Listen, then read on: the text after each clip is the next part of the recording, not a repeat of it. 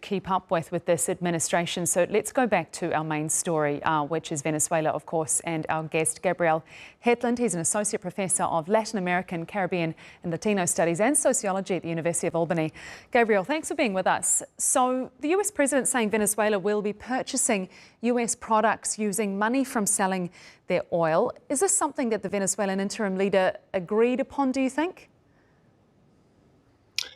To the extent that Delcy Rodriguez, the acting president of Venezuela, agreed to it, it's with a literal and figurative gun to her head. She's under, direct threats from the United States. Trump has said if she doesn't do exactly what they want, she'll suffer a fate worse than Maduro's. So it's hard to see her ability to agree or decide on anything under this particular circumstance.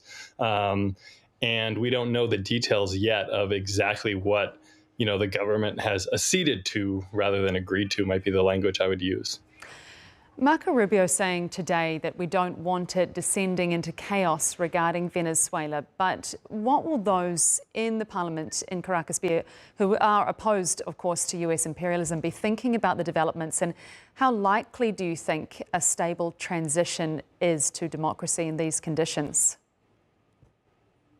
Right now, no one in the Trump administration is really talking about democracy. It was sort of remarkable during the press conference on Saturday when they announced the abduction of Nicolas Maduro, the president of Venezuela. The word democracy didn't appear once, as far as I was able to hear. There's been some people talking about it more recently, but it is absolutely not one of the primary focuses that the U.S. government has right now.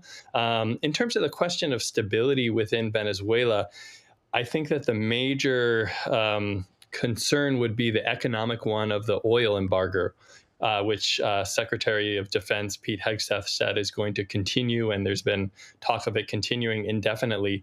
That could be utterly devastating for Venezuela's economy and for Venezuela's government's ability to maintain itself. Venezuela gets an overwhelming amount of its fiscal resources for the state and other resources for the country through the sale of oil. And so if the U.S. is continuing an oil embargo and severely restricting Venezuela's ability to sell oil outside the country, I think that could really impact the stability within Venezuela. There's many different groups that have arms in Venezuela. There's a lot of different competing factions within the military, within the government. And if they get disgruntled because they don't have resources, because they're not getting some of the kickbacks that they've been getting for a number of years, that could lead to major problems for Venezuela. So I think that there is a surprising degree of calm and relative stability right now. This is sort of a regime change without changing the regime. And that means that the existing state, the existing military and security apparatus is largely intact. And that means that there is, again, some stability, but it's a recipe for creating more and more instability, given that the U.S. wants to continue this oil blockade and take actions that will benefit U.S. oil companies rather than the Venezuelan people. Gabriel Hetland, Associate Professor of Latin American, Caribbean, Latino Studies and Sociology at the University of Albany. Thanks so much for your time with us. Pleasure to speak with you.